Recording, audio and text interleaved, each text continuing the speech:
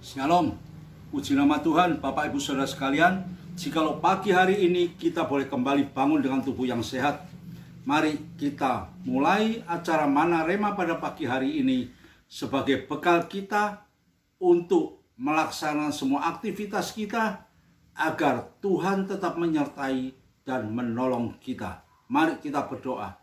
Kami bersyukur padamu ya Tuhan atas kasih karuniamu yang luar biasa. Engkau selalu menyertai dan menolong kami hingga kami boleh melepaskan segala kelelahan-kelelahan kami sepanjang malam. Saat ini kami boleh kembali bangun. Mari Tuhan sertai, tolong dan bimbinglah setiap langkah kami di dalam kami memasuki semua aktivitas kami dari pagi hingga sampai malam nanti. Terima kasih Bapa di surga. Di dalam nama Tuhan Yesus kami sudah berdoa. Haleluya. Amin. Shalom. Puji nama Tuhan, Bapak Ibu Saudara sekalian. Juga pada pagi hari ini saya sampaikan selamat Paskah. Tuhan Yesus memberkati kita semua. Masih di dalam suasana Paskah, yaitu kebangkitan Yesus. Mari kita mau baca di dalam renungan kita pada pagi hari ini yang terdapat di dalam Injil Yohanes pasal yang ke 20 ayat yang pertama sampai dengan yang ke-6. Judul firman Tuhan pada pagi hari ini yaitu kebangkitan Kristus memberikan pengharapan. Jikalau pada pagi hari ini kita dalam rangka memperingati Paskah, di sini kita ingat bahwa makna kebangkitan Yesus itu memberikan pengharapan bagi kita orang-orang percaya. Ketika kita merayakan Natal, kelahiran Yesus juga memberikan pengharapan. Jadi, keberadaan Yesus itu sungguh luar biasa. Saat kelahirannya maupun saat kebangkitannya selalu memberikan pengharapan. Pengharapan hidup yang kekal bagi setiap kehidupan orang percaya.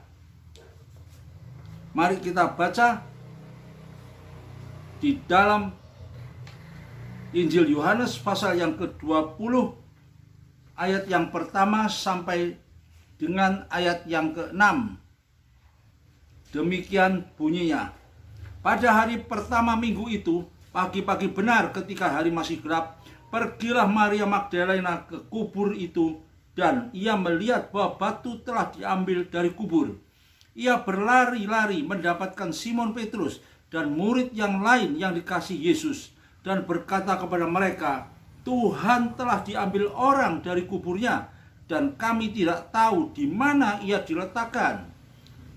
Maka berangkatlah Petrus dan murid yang lain itu ke kubur. Keduanya berlari bersama-sama, tetapi murid yang lain itu berlari lebih cepat daripada Petrus sehingga lebih dahulu sampai di kubur. Ia menjenguk ke dalam dan melihat kain kapan terletak di tanah, akan tetapi ia tidak masuk ke dalam. Maka datanglah Simon Petrus juga menyusul dia dan masuk ke dalam kubur itu. Ia melihat kain kapan terletak di tanah, sedang kain peluh. Lanjut di ayat yang ke-7, sedang kain peluh yang tadinya ada di kepala Yesus tidak terletak dekat kain kapan, tetapi agak di samping di tempat yang lain dan sudah tergulung. Maka masuklah juga murid yang lain yang lebih dahulu sampai di kubur itu dan ia melihatnya dan percaya. Sebab selama itu mereka belum mengerti isi Alkitab suci yang mengatakan bahwa ia harus bangkit dari antara orang mati. Lalu pulanglah kedua murid itu ke rumah. Di sini kita melihat ya, ketika Maria Magdalena pagi-pagi benar pergi ke kubur Yesus pada hari yang ketiga, dia melihat mayat Yesus sudah tidak ada. Dia merasa ketakutan. Mayatnya sudah dicuri orang. Kuburnya sudah kosong. Dia merasa ketakutan. Namun, jikalau kita melihat semua murid itu pada ketakutan. Petrus dan murid yang lain pun merasa terheran-heran. Apa yang terjadi? Mayat sudah tidak ada, batu sudah tergolek. Mereka semua dihinggapi rasa takut yang luar biasa. Jadi, sebenarnya yang terjadi ketika kebangkitan Yesus, yaitu kepanikan dari semua murid-murid yang ada. Mereka bingung, mereka tidak tahu. Namun, di tengah-tengah kepanikan itu, firman Tuhan menuliskan, Tuhan selalu hadir. Ya, Tuhan selalu hadir di tengah-tengah mereka. Malaikat Tuhan datang mengatakan, mengapa kamu mencari dia yang hidup di antara yang mati? Mereka semua tidak yakin kalau Yesus sudah bangkit. Padahal firman Tuhan sudah menuliskan, ya, Tuhan sudah berpesan pada mereka semua ketika mereka masih bersama-sama dengan Yesus. 3 hari aku akan bangkit. Mereka sudah lupa. Mereka tidak mengerti isi daripada firman Tuhan itu. Inilah yang benar-benar harus diwaspadai oleh di dalam kehidupan kita sebagai orang percaya. Bahkan di sini kita melihat berkali-kali Yesus hadir menampakkan diri kepada murid-muridnya. Yesus tidak ingin hidup kita orang percaya kita selalu diwarnai dengan kepanikan. Ya, dengan hidup yang tidak jelas, dengan iman yang tidak begitu yakin dan percaya kepada Yesus. Sehingga Yesus setiap kali hadir di tengah-tengah kepanikan hidup ini.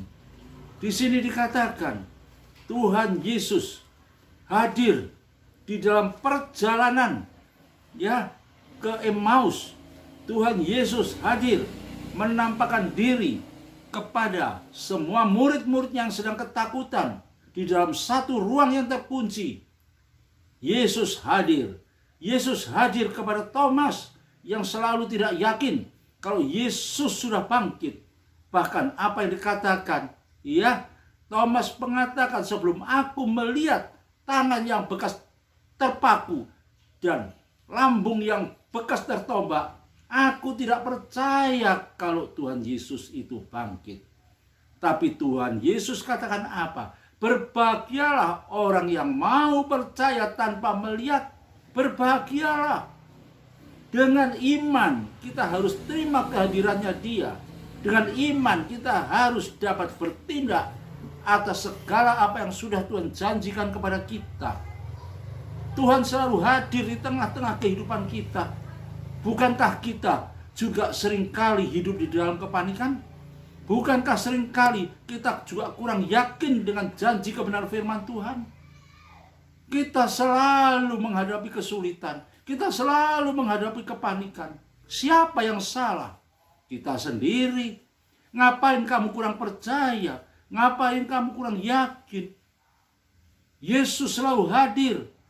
Oleh karena itu, jikalau pagi hari ini kita merayakan Paskah, kebangkitan Yesus, sudahkah kita percaya kalau Yesus yang kita sembah itu adalah Allah yang hidup? Yesus yang hidup, yang mampu menolong kita, yang mampu dan selalu hadir di tengah-tengah semua aktivitas kita. Bapak, Ibu, Saudara sekalian, di sini firman Tuhan mencatatkan bahwa semua murid-murid itu mengalami situasi kepanikan yang terlalu berkelanjutan ini karena mereka tidak percaya. Mereka tidak mengerti akan isi Alkitab. Untuk itu, bagi kita orang-orang percaya, lewat renungan pada pagi hari ini, biarlah kita mau naruh hidup kita dengan percaya yang sungguh, sehingga segala perkara yang terjadi dalam kehidupan kita, kita boleh tetap yakin Tuhan pasti tolong kita, dan mintalah kepada Dia. Kehadiran Yesus selalu memberikan sukacita. Kehadiran Yesus selalu memberikan ketenangan di dalam kehidupan kita. Terlebih di dalam kehidupan kita pada saat ini, masalah ekonomi belum terselesaikan. Virus COVID pandemi masih juga belum terselesaikan. Kepada siapakah kita dapat membawa hidup ini? Kepada siapakah kita dapat membawa segala masalah kita ini? Hanya kepada Dia. Mintalah kepada Dia. Taruhlah segala pengharapanmu kepada Dia. Yesus akan hadir di tengah-tengah kehidupanmu.